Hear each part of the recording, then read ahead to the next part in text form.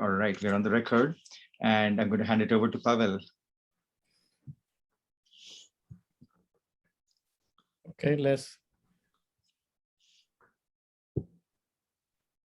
Okay, it is my pleasure to introduce a speaker today, Professor Kétévi Assamagan. He's a staff member at Brookhaven National Lab. He's originally from Togo, and he did a PhD in University of Virginia, working mainly in neutrino experiments and also on chiral symmetry breaking. And after that, he became a postdoc at Jefferson Lab and spent time at CERN and until he became a staff member at Brookhaven National Lab.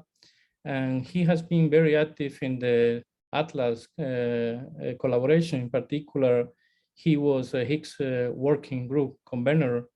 As you know, this still is one of the main activities that Atlas has to, they discovered the Higgs boson, and this has been, a revolution in the field.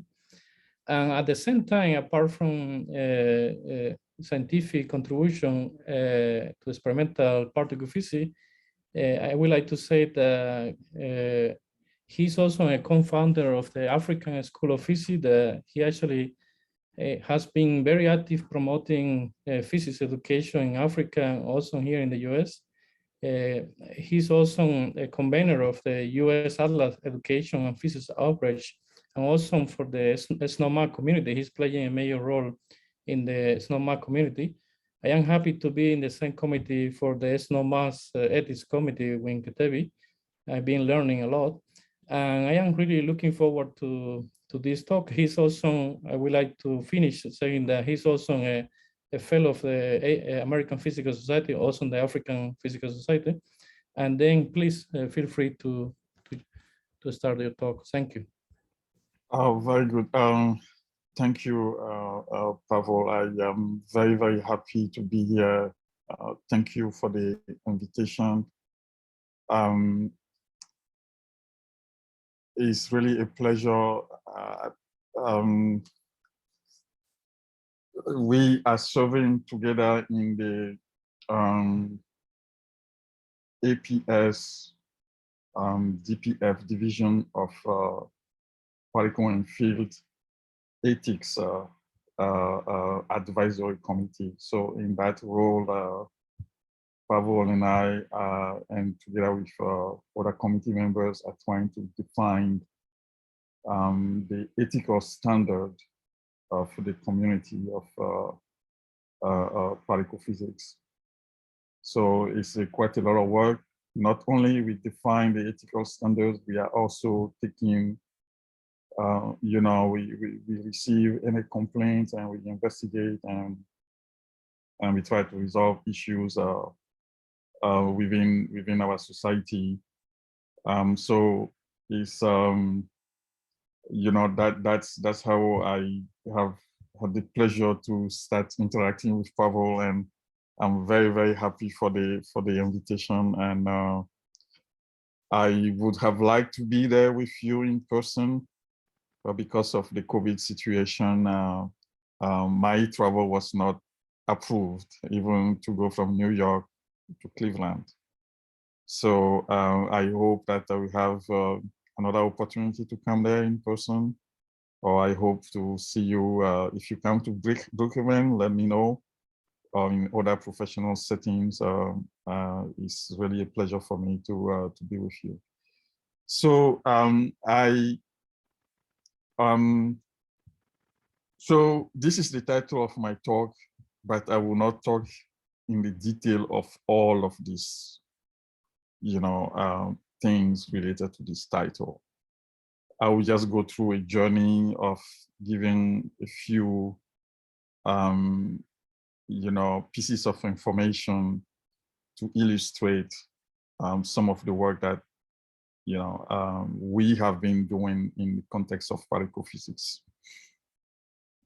So this is my outline. I will deviate from it at some point. But I would like to go back and start with some of the fundamental questions that drive the work that we do. The painter Paul Gauguin had a nice piece of work which essentially poses the question of what are we, where do we come from, where are we going? Well, the aim of particle physics is to really pose the question of what is matter in the universe? What drives interactions between matter particles in the universe? How do we understand that at a fundamental level? So we now know that, you know, the universe started in what is called the Big Bang. Now, nobody knows what happened before the bang, what banged. There are a lot of questions we just don't know. But it's assumed that there was something which triggered our universe the way we know it today. So, but when that bang happened, can we understand how it all started? That's that question, what happened then at the time? And then we know the universe has evolved until today, some 13 billion years and so forth. What is the universe made of? And how did that evolution happen? And then we can ask the question, what will happen in the future? You can see that these are really big questions and people can answer them in different ways. You can use religions to answer these questions. Some people will turn into science. Some people will turn to philosophy. Now, all of those areas of human activities may provide an answer or pieces of the answer. Like I said, science is limited, right? For example, what happened before, we just don't know. The future, we know very little about. Even in the detail of what has happened so far, our understanding using scientific method is limited. So Gauguin's question in the language of particle physics, you know, what is matter made of? Now we are beginning to believe that we can provide some answers or some understanding. What is the origin of matter? What is dark matter in the universe? How does the universe evolve? Why the universe is so big? What's the future of the universe? We can do some experiment to shed some light on those questions to improve our understanding, but it would be too bold to say that we can actually provide answers for these things, okay? So our job is to ask and seek to address those questions. And what we have done so far in particle physics is to realize that there's a lot more we just don't know. That's what is here. We need physics beyond what we know today. So what exactly do we think we know? There was the bang, like I said before, and that triggers some appearance of matter particle at the 1 picosecond level after the bang, and maybe matter appear there. And a seconds later, there are some structure that started to form in terms of protons and neutrons appearing. Maybe dark matter appear at that time. 3 minutes later, we believe nuclei have formed. And 300 years later, maybe atoms have formed. And several billion years later, here we are, human beings trying to understand it all. We look into the skies, we see a bunch of stars, galaxies. We ask ourselves, how do we understand it? from the tiny to the very larger scale. You can see that those are really, really big questions. And to make things complicated, people discover cosmic rays. These are a bunch of particles coming from outer space, and they are bombarding the Earth all the time. Going through your body, going through my body. Some are not interacting at all. You can put a small detector and show yourself that there are a lot of particles out there coming from outer space. You have heard, yeah, people who, they generate radioactivity. So there is a fraction that comes from even air travel that you receive quite a significant, well, not so significant, but some amount of radioactivity due to all of these particles that are coming from outer space. So then the question then becomes, what people realize is that you cannot control them. They come in at their own rates, at different directions. They are different types. Their energy are different. If you really want to study them, you really can't. To study something, you need a bit of control. Yeah. So that's why we turn to accelerators. Yeah. So something in the outer space has accelerated these particles. A bunch of them were made. They all come in. We cannot control their energies. But if we produce them in a laboratory, or we create an accelerator ourselves and produce them, then we can control their energies. We can control their directions. If you know the energy and direction of something, you will be able to tell something about momentum. And then if those things collide, you can just use simple kinematics, conservation of momentum, what is it before and what is it after. And then you can study something that way. All of these things coming out of space, we just don't know the energy. Sometimes the energies are very broad, we can't control it. So accelerators are needed if you want to study things carefully. Ultimately, we study a lot of these things, and then we wanted to understand them at a fundamental level. So we came up with a model that is called the Standard Model. All it is a theoretical framework for us to comprehend the variety of all of these particles that we have discovered and how they combine and how they interact to make ordinary matter. Yeah. And this standard model was proposed by essentially ultimately three gentlemen, Abdul Salam, and he's the guy who created the Theoretical Center ICTP in Italy that is serving a lot of the developing countries. He was originally from Pakistan, and Glashow and Weinberg. And that standard model has been tested and tested. Is perhaps the most tested theoretical model. I'm not making this up. This model has been the most tested and the most successful in the sense that he agreed with data to such a precision that is unbelievable. And this is one example here in this chart. Yeah, what is shown over here is the standard model was telling us that we have 3 different types of neutrinos. Okay, and this was tested. Is it possible that there were 2 or 4? And you see the data as was measured in these 4 experiments. The data points are the red one. And that greenish line there is what the model is predicting.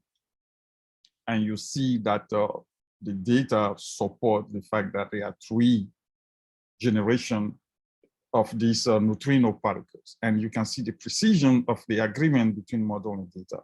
And there are many, many other things that have been used to test the standard model to a precision that is really unbelievable. So then through the standard model, we have a bit of clarity about how to organize all of these particles. We know that there are particles that we call matter particles. They form the matter as we know it. Fundamentally, they are the quarks. There are 6 of them. There were weird names that were given to them. up quark, down quark, jump quark, strange, top, bottom. Okay. And then there are also what we call the leptons. Yeah, they go with the quarks and then they make up ultimately atoms, molecules, DNA, eventually us, and everything else that we know in the visible universe. And then we also know that there are different forces. We've known about gravity for a long time. It was very well described by Newton. And it's like the first force that we learn when we start learning physics. Yeah. And then we also know about electricity and magnetism. And we know through Maxwell's equations that they can be combined. They are different manifestations of a single force that we call electromagnetism. That also, we've learned a lot about it. Eventually, we learned about the nuclear force, and we understand that there are two. There's the strong nuclear force, which bind protons and neutrons together to create the nucleus, and ultimately nuclei. The proton is charged, the neutron is neutral, so they cannot electromagnetically attract or repel. And also there are a bunch of protons. If you take a nucleus, a bunch of protons in it, they all charged, they should be repelling each other. The nucleus cannot hold together under the Coulomb force, but something is binding it together. So that force has to be greater than the electromagnetic force, so that to overcome the repulsion. Yeah, that force is the nuclear force, okay? And the weak version of that force is what is responsible for radioactivity. So we have this understanding, and we know the matter particles. So this is the cosmic DNA. Out of these small ingredients, you can essentially make the visible universe that we have today.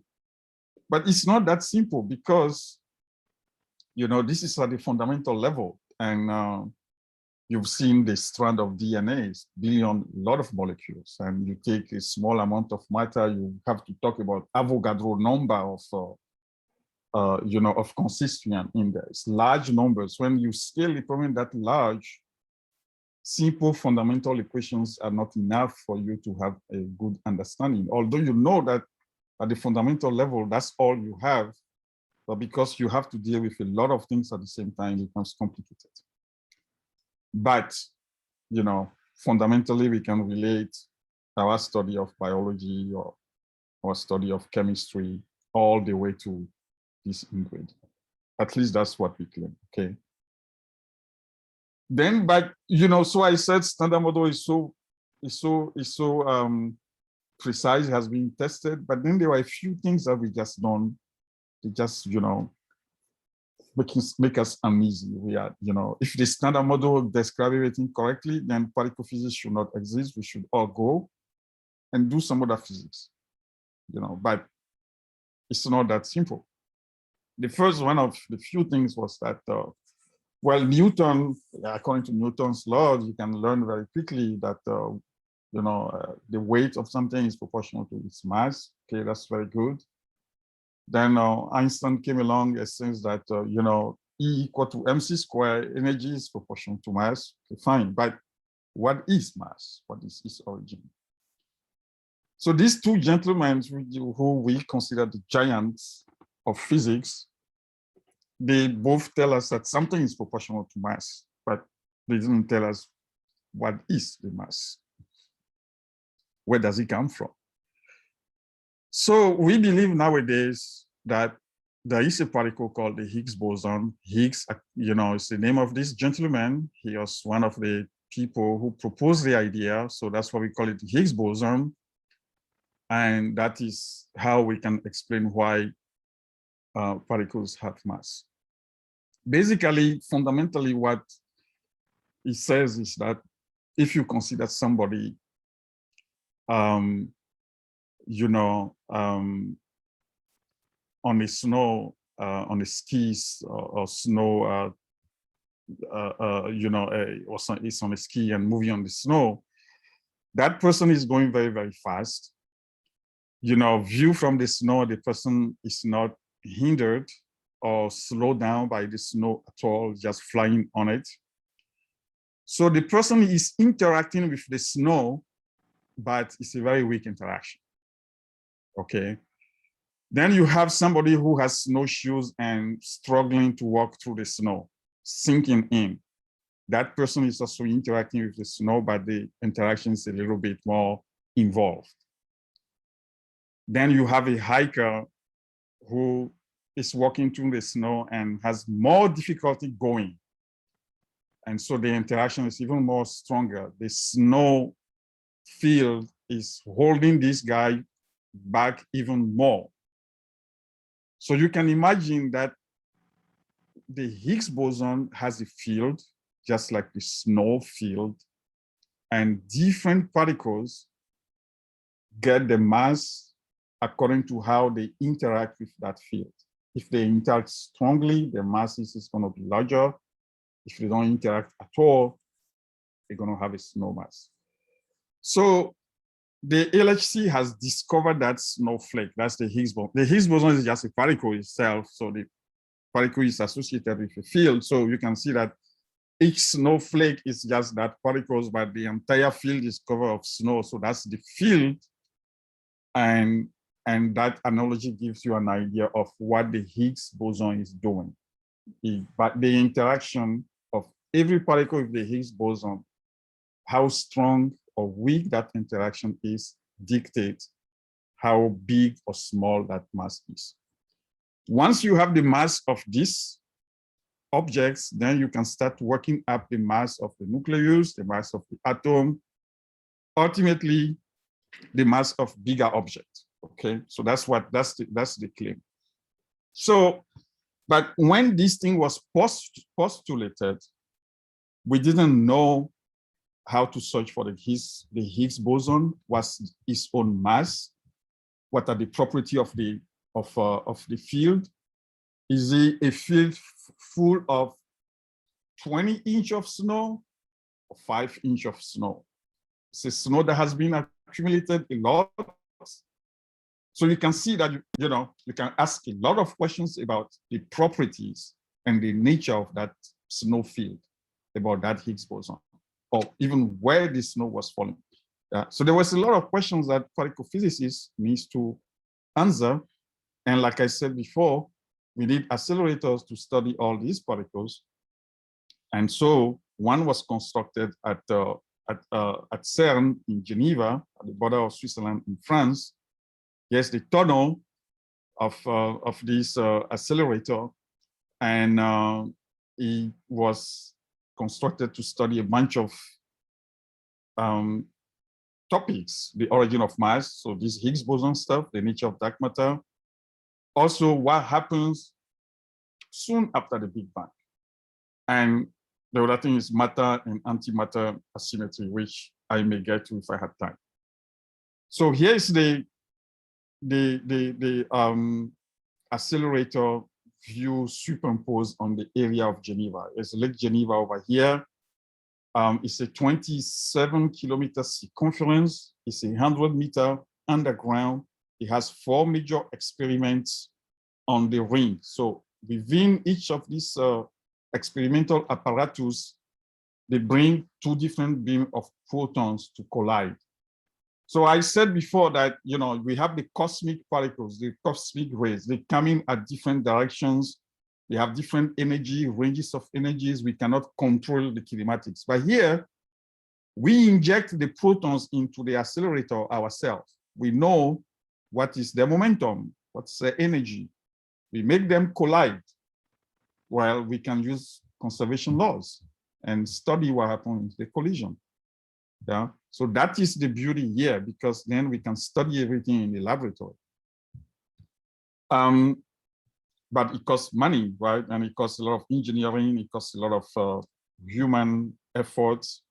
But it brings a lot of human beings together from different cultures, different countries, different languages. But we are all bound by fundamental laws of physics, mathematics, statistics, the basic laws of physics that we can all apply and understand. And then when you do that, you see that human beings, we can achieve a lot when we work together.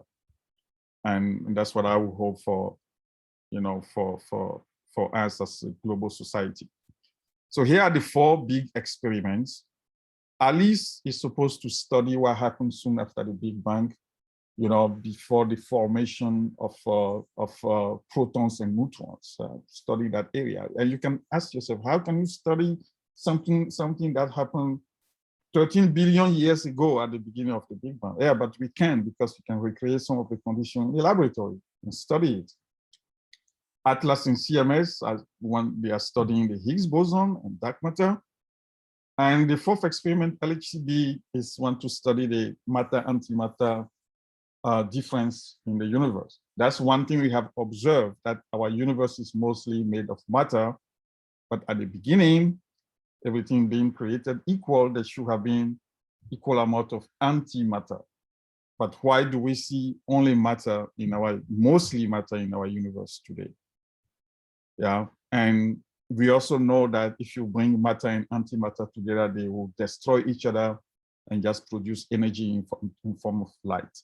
So something happened, and that's why you are here. Both of them could not have coexisted for long. Otherwise, our universe would not have been made. So you can see that these are really big questions. So if you go to CERN, yeah, I said the detectors are 100 meters underground. So this is the ground level, 100 meters down. That's the cavern where the Atlas detector is placed. These 2 structures here. Those are the tunnel in which the protons beam come from opposite direction and they collide in the middle of the detector, and out of that collision, a bunch of things happens. Some recreate the condition of the early universe.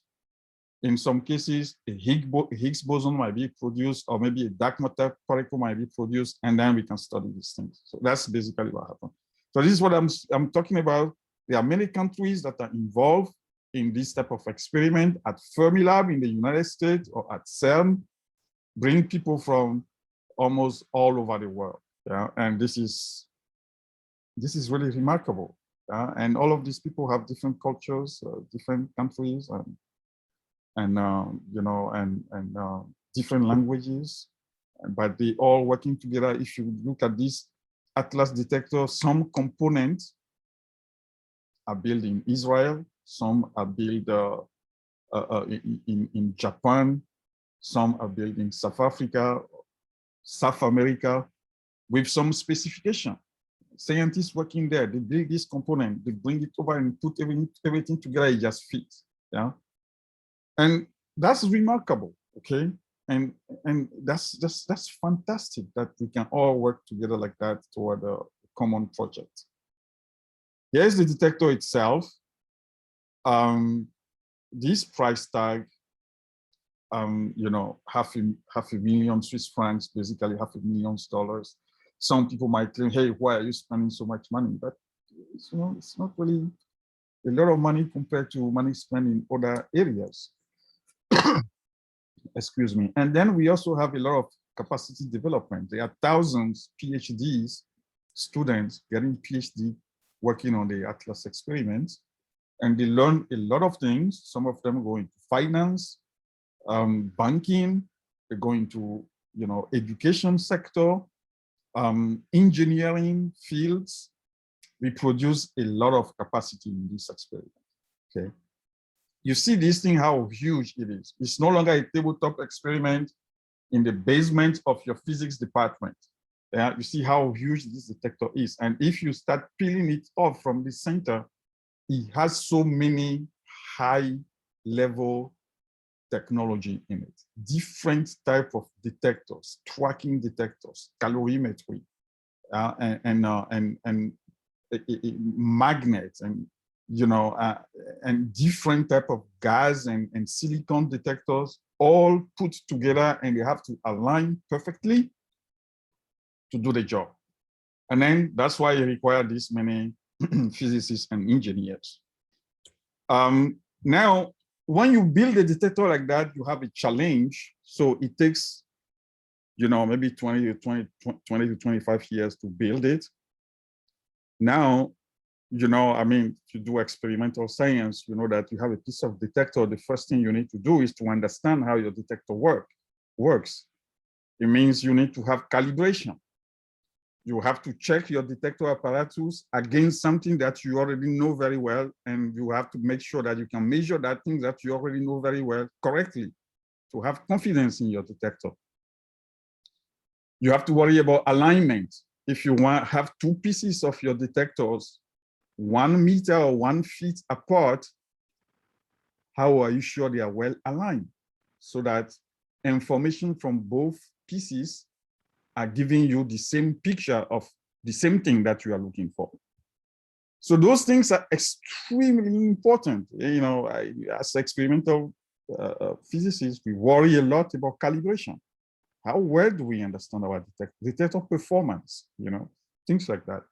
So what we did when we construct our detector at the LHC, we said, let's go measure first all the particles that were measured before that were discovered. That's what this chart is showing you. I would like you to appreciate the importance of this plot and how beautiful this thing is, because each of these peaks here are different particles that were discovered at different times. Yeah, and sometimes it took a lot of work for people to discover each of these particles separately. And some of them have led to Nobel Prizes on their own discovery. We turn on our detector within few months. You see, this is just one plot in the Atlas experiment. Yeah, and everything's checked out. The position of the peak is the mass of the particle. The height of it tells you about the rate, how often it's being produced. The width tells you how it decays, and detector resolution. In these plots, you pack so much information, more than 40 years of work that other people have done, because all of these things were already discovered. And we want our detector to be able to tell us that it can rediscover that, so we can build confidence that our detector is well aligned, is well calibrated, we understand how to operate it. Yeah, so we do this first, and then we go on and search for what we have not seen before, which is the Higgs boson. To do that, we rely on our theory friends like Pavo. I go, hey, Pavo, could you calculate this process for me? What do you think we should do, and what is the direction? So we get theorists who have worked tirelessly to tell us where to look, what should we expect. The plot on the left shows you how the Higgs boson could be produced and what is the probability or the rates of its production when you collide protons together. Yeah, that's what is shown graphically here. There are different types. And the right plot is how it decays. This particle doesn't live for too long. It gets produced and it decays very quickly into other particles. It's the decay product that we measure, and we reconstitute what happened. Because you know the direction of the momentum, you can put that back together and see the vertex where the particle has decayed and so forth, and then you know what has happened.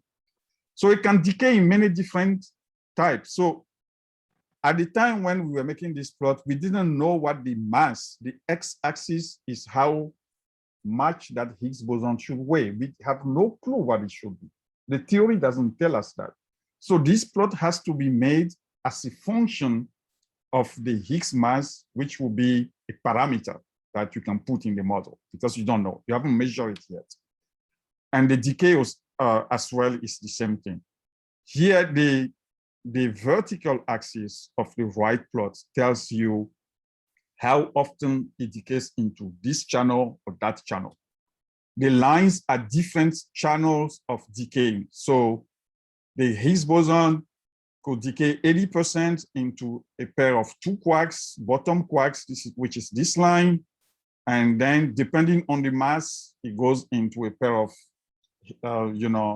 W gauge boson and so forth. So there are many different ways it can decay. Some are stronger than others, depend on where the mass is. But again, when we are searching for this, We didn't know the mass. Okay. So, but we discovered it in two channels. This plot at the bottom here is Higgs decaying into two photons, okay, particle of light, the electromagnetic carrier, the photons. Look at where the Higgs decay into two photon is. You see that it's down here. Normally, the channel at the vertical, gray band here is the mass at which we discover it. At this mass, you see this channel should be very weak. The Higgs will not be decaying too often into two photons. It should be more like into two bottom quark and many other stuff. Why didn't we see it in the channel of the two bottom quark first? Because that should be the most predominant decay channel. Why did we see it here? The other channel that served as a discovery is the Higgs decaying into two ZZ here. These are the two, another gauge boson, which is responsible for the weak interaction. So those are the two channels that served as a discovery. It was announced in July 2012.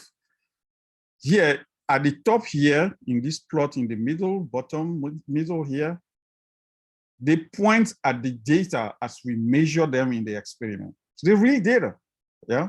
And it's not fabricated. Real data, those are the black dot points, okay? And you see that a small bump somewhere in the middle there. And now we have to model what we call the background or the noise, okay? The red dashed line there is all the noise in the detector. You can ask, why is the noise so big? It's because two photons can come from different sources, many of which are not from the Higgs boson. That's why. So you have to understand that background very well to subtract it. And when you subtract it, you see this bump at the bottom there. That bump is our signal for the Higgs boson. Then in the ZZ channel, you see the bump again. That's the black line here that is peaking down also around 125 GeV. Those are the channels that were used to announce the discovery, okay?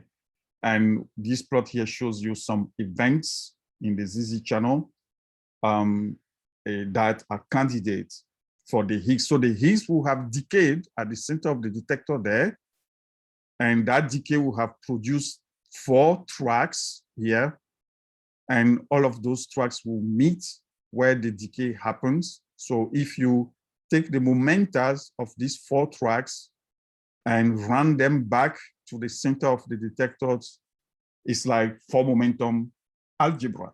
Put 4 momentums together, get the invariant mass and so forth. That's your Higgs mass.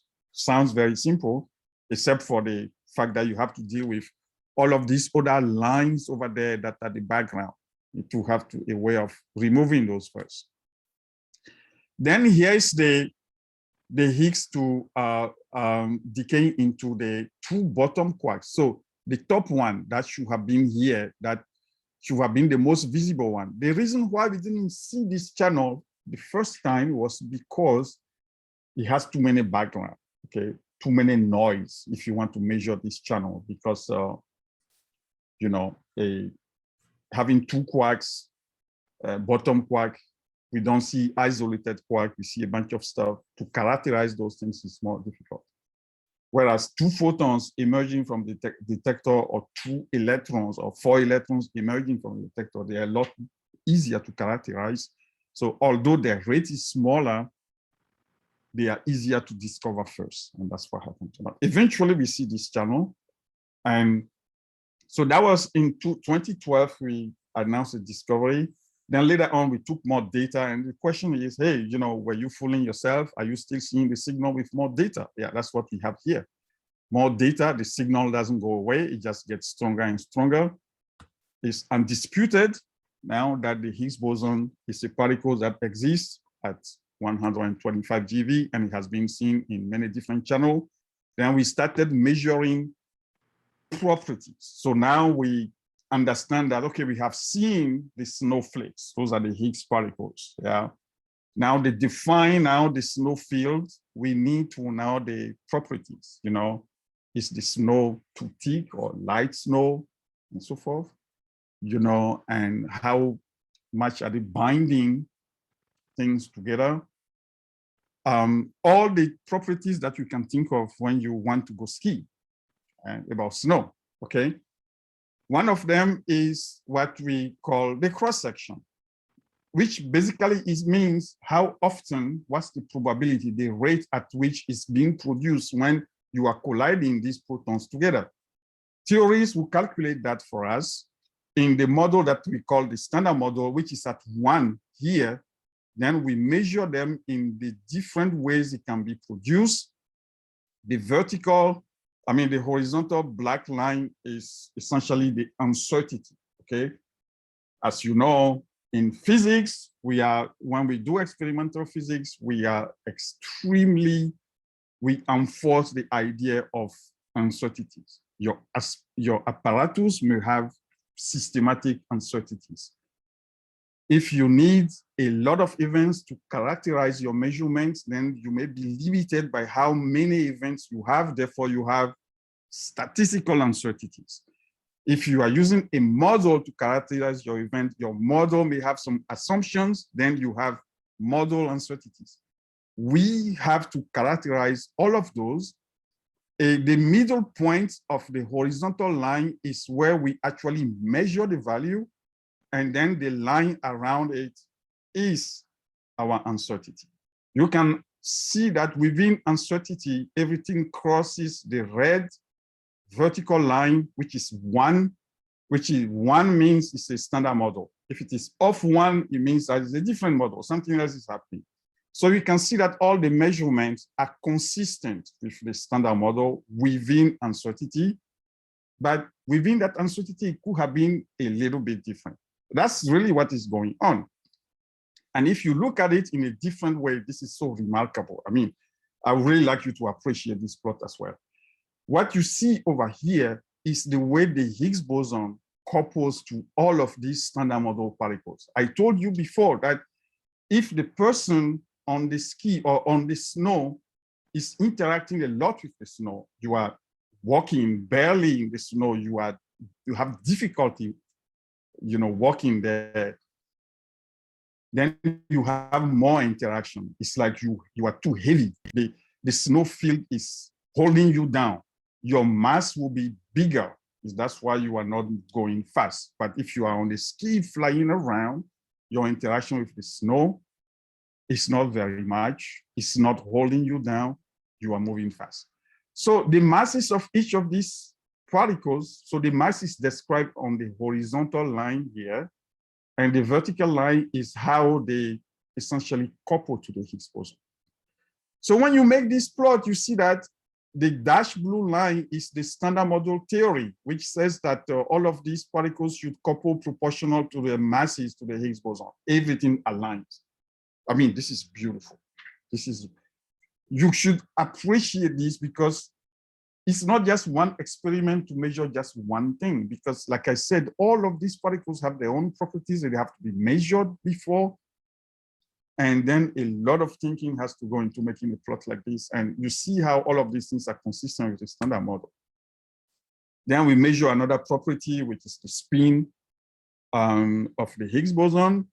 That's also in the blue here. The data point is considered with the model in the blue versus any other assumptions that you might make.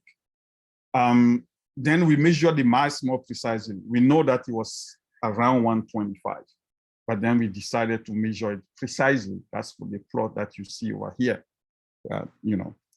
And then we measure how strong the signal is with respect to the standard model, okay? This parameter mu here, which is on the x-axis here, if it is exactly 1, that is the standard model. But if you were to be deviated from 1, it means that something else on top of the standard model or beyond the standard model is happening. Okay, so you can see again that within uncertainty is consistent with 1, but within the uncertainty, there could still be something else happening. So there may be new physics. We don't have precision yet to tell. That's all it's telling us. Our measurements needs to become more precise. Our theoretical description needs to become more precise. And the other thing we did was to measure if there were I want you to appreciate this plot, okay? Let me just go back to this one so that you understand what I'm about to say. In this plot here, these are the decay channel of the Higgs boson that I explained before. And these are all standard model particles. Assume, for example, there is a dark matter particle and the Higgs can decay into dark matter particle. We haven't put it on this plot. It might change this picture completely because all the fraction decay into different channel all have to add up to 1. Yeah.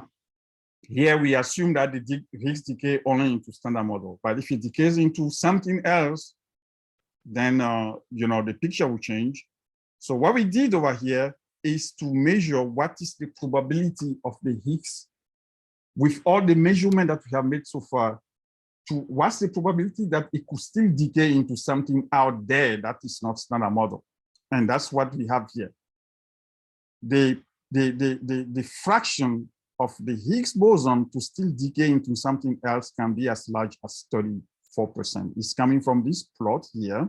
The 34% is basically taking this, where the red line here, 95% confidence level crosses to the bottom horizontal line. So there is still room, but that room is coming from the fact that our theories, our modeling, our measurements have uncertainties, okay? And that brings us to the question of dark matter, which has been observed. And the fact, the problem was that, the rotation of galaxies and so forth are not really well described by Newton's law. You have to assume that there is a significant matter out there to be able to describe it correctly. So that's the dot line. I mean, the data point that you see over there, if you were described but only gravity, as we know from Newton, should have been this dashed line here. Yeah. As you go away from the center, it should be falling. So you have to assume this dark matter halo to be able to describe the data correctly. So we know it's there. We can measure, we are searching for it. Direct detection experiment, dark matter particle comes in, scatter with a particle in our detector, give us a signal that we can measure. People are looking for it. We are trying to look for the matter and antimatter issue. We know, that there is antimatter Dirac predicted it from the Dirac equation. The solution to that leads automatically to antimatter, which is, the example of which is the positrons. You have the electron and the positrons, okay? LHCb is the one looking for it. Why do we have more matter in our universe today? That's also a big question, okay? But, when you go to the doctor, you need to do some tests. There is a PET scan, electron positron tomography that scan and see whether there is a tumor and so forth. Those are based on physics. They are based on antimatter and matter annihilating, giving off photons. And we need to explain to society how our research in particle physics leads to applications, okay?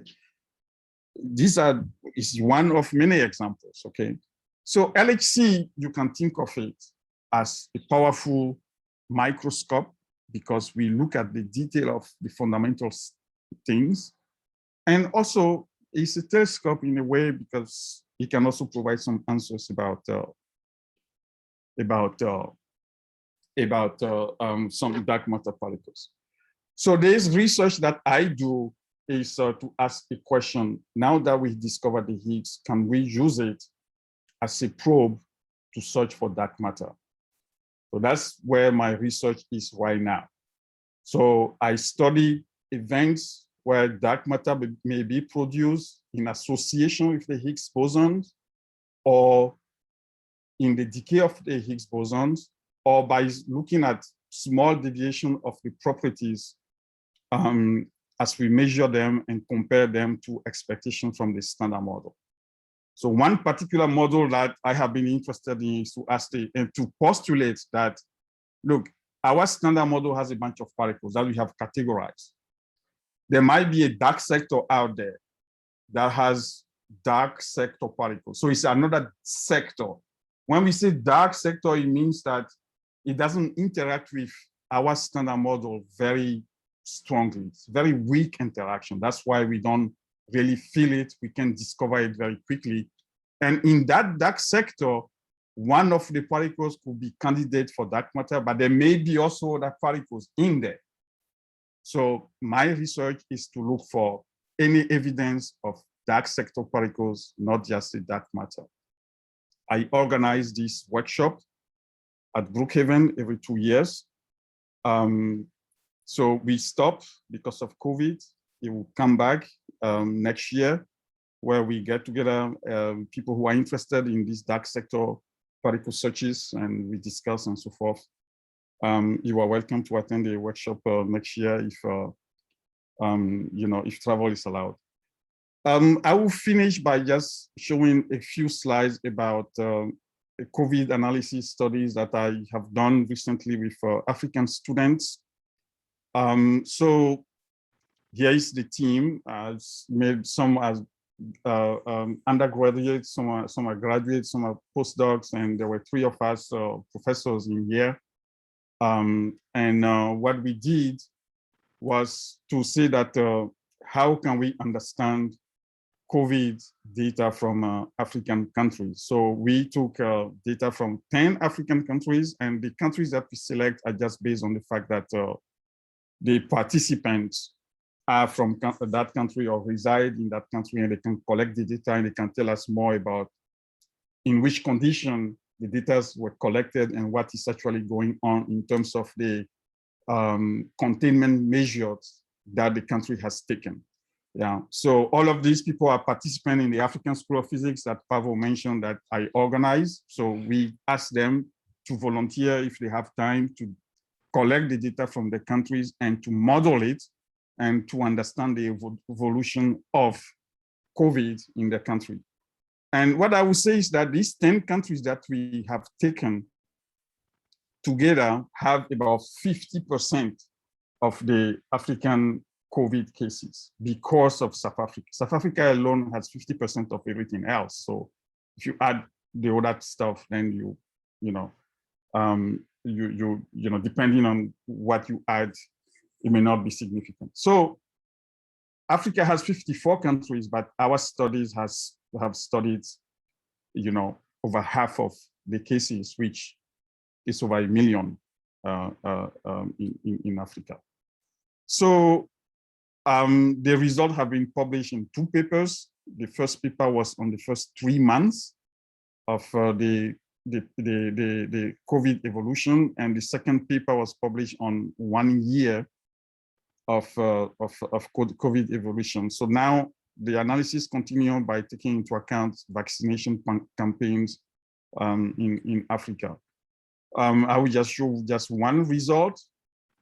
What you see over here in the top plot on the left is you have 4 data points. You have the death cases in the country of Ghana as a function of time.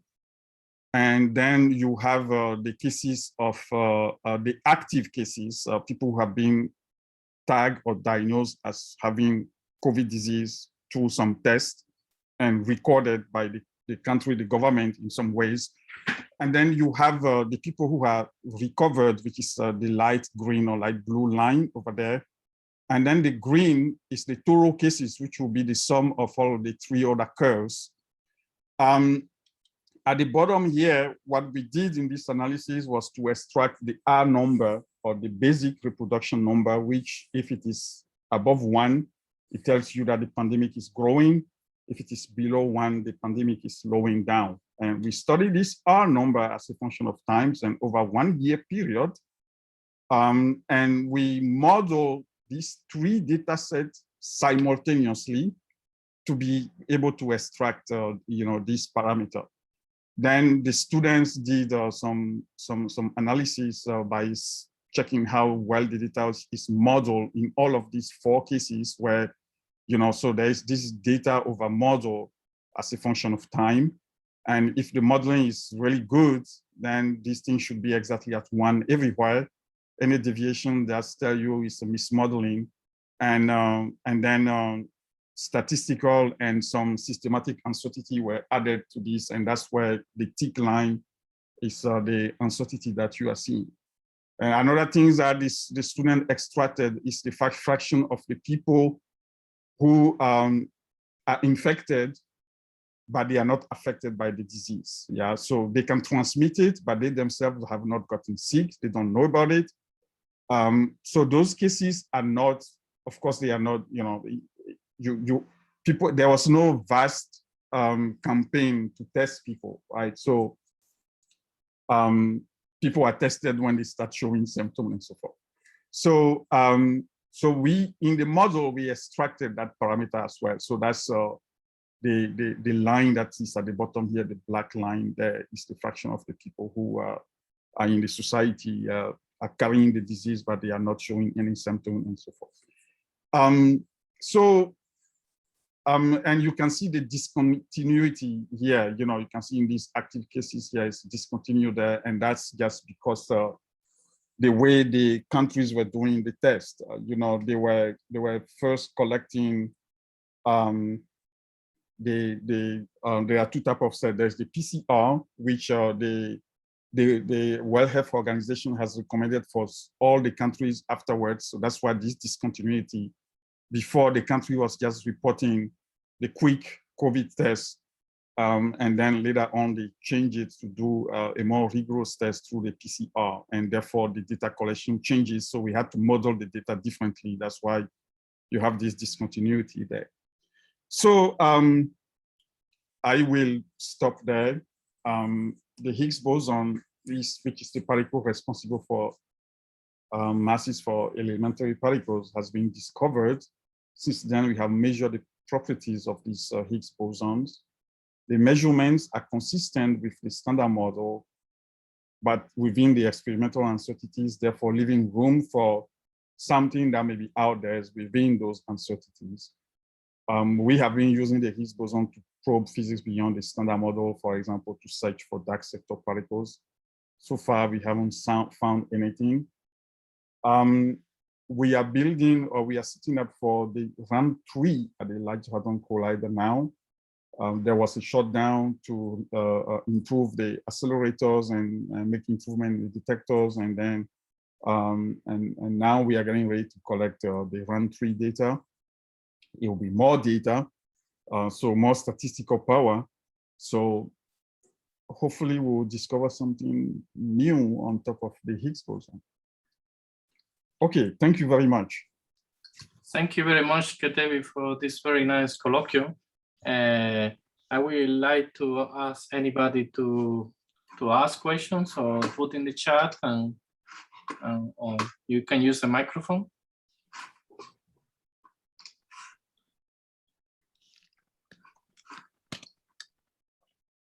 Especially the students. So, can I ask a question? Yes, please. So my question is, there's a interpretation for the Higgs field providing mass for the particles, and my impression is the idea is to say the drag from the Higgs field on the particles is providing the mass for the particles. I wonder what is the physical motivation for that interpretation? Oh yeah, thank you for that question. It's a good question. So the motivation, I mean, it's really just to give a conceptual analogy of how the Higgs boson gives masses to the particles. And the motivation comes from essentially if you stare at this picture here. So you see that the x-axis here is the mass of these various particles here. The y-axis is actually how these particles couples to the Higgs boson. Yeah, and the point is that the heavier the particles, the larger the coupling, or you can reverse it. Yeah, that the stronger coupling means that the Higgs is giving more mass to that particle. So in analogy, the person who has more drag in the snow means that he has more coupling to the snow, more interaction with the snow, and therefore that drag is proportional to that to the mass. So that's basically where that analogy is coming from. It's really to try to conceptualize a little bit how the mass, the Higgs providing mass of the particles could be related to how we understand somebody may have more or less drag in the snow. Thank you. Sophia has a question, please. Hi, thank you for the talk. I was wondering what it is, there's a parameter that's listed in a lot of the plots, square root of S with a value in electron volts. Could you tell us about what that means? In this plot? Yes, I've seen it appear on a few plots. So. Which parameter is that? Which one? Central mass energy. Oh, this one, square root of S. Yes. Okay. Yeah. So you see that it's a ring accelerator. It's circular. Okay. So you have two protons that are coming from opposite directions, and then they are, colliding at the center of the detectors when they get to the center. So the momentums are in opposite at that point to make the collision. There are two things that you can do. Okay. You can either describe a process in the laboratory, where you have your own reference frame, or you can describe a process in what we call the center of mass of the event of the activity as well, the activity itself. So when you come for the two of them to collide, and you are looking at the process like, that is the center of mass process in the sense that the momentum, the total momentum goes to zero, right? Because they have opposite momentum. So along that axis, the momentum cancel, and what you actually have, from your four momentum vector is just the energy. Yeah. So this S is the Mandelstam variable S, which is essentially related to the energy of the center of mass. So S here, would be, I think it's the sum of the energy, the two energies squared. So then when you take the square root, that gives you the center of mass energy, which is this 13 TeV here. Yeah.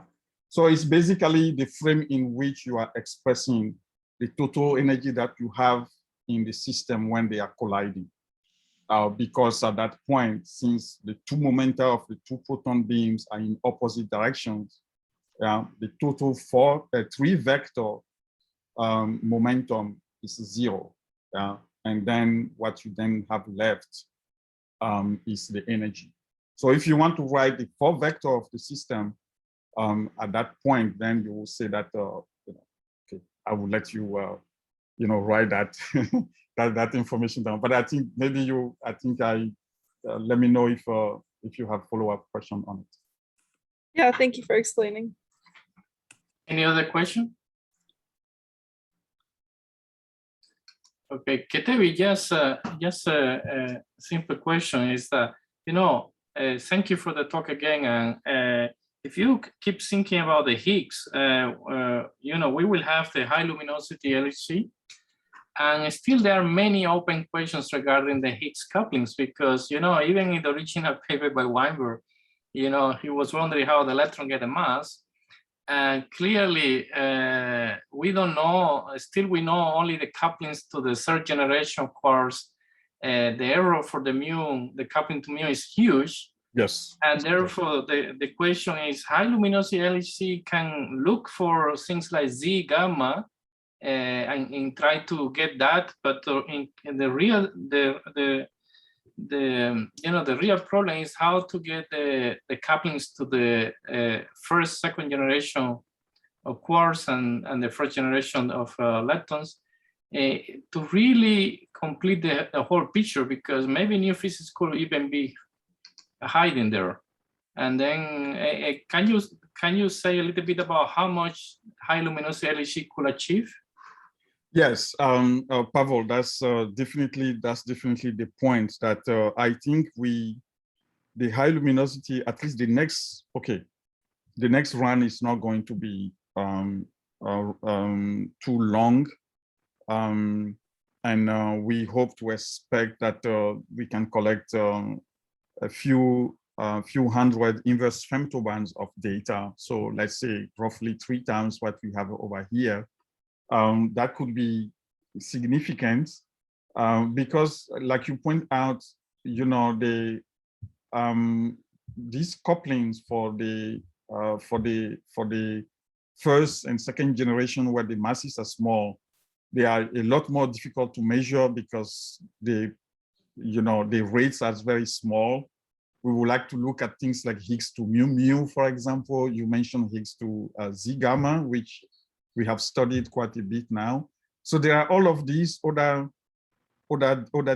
decays that have not yet cropped up. So I didn't say everything, but you know, we've seen Higgs to tau tau, we've seen Higgs to WW, Higgs to Z gamma. This is BB. Mu mu has not yet reached a 5 sigma, really a discovery.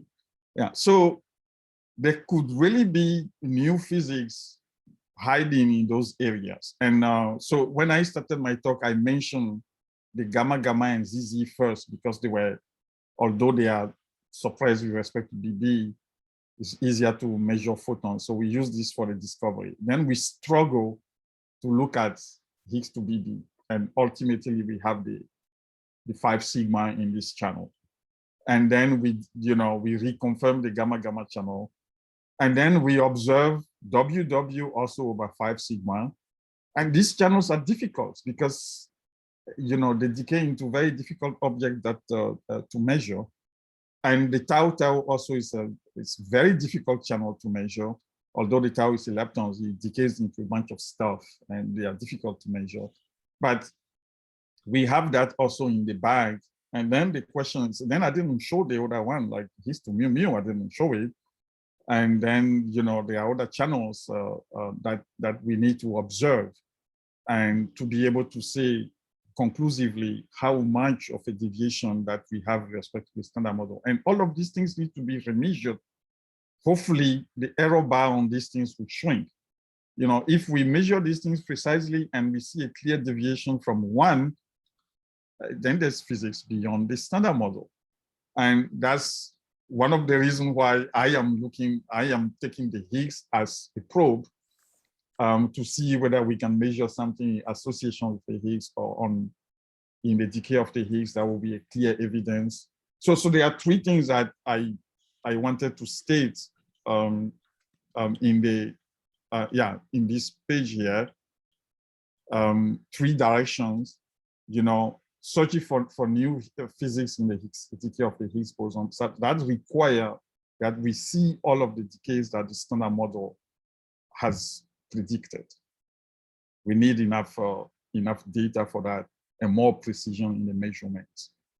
Or in association with it, yeah, if the Higgs is associated to particles or anything that can give us some evidence of dark matter or whatever.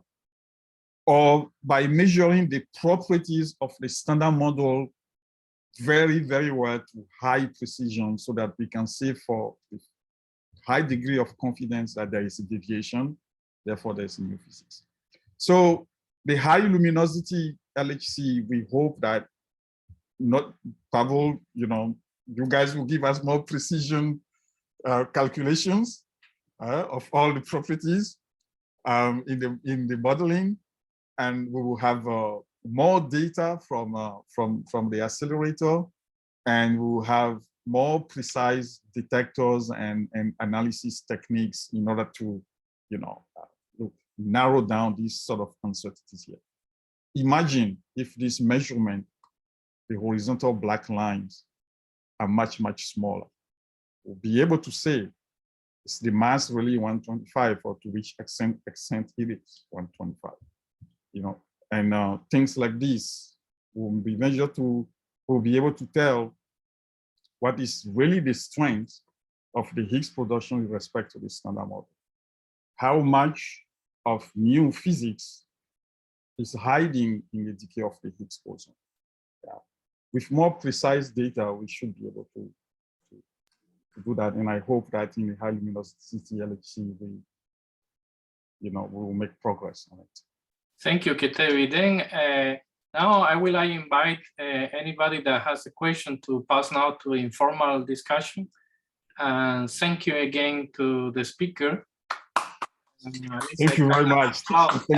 Thank you for the invitation. Thank you.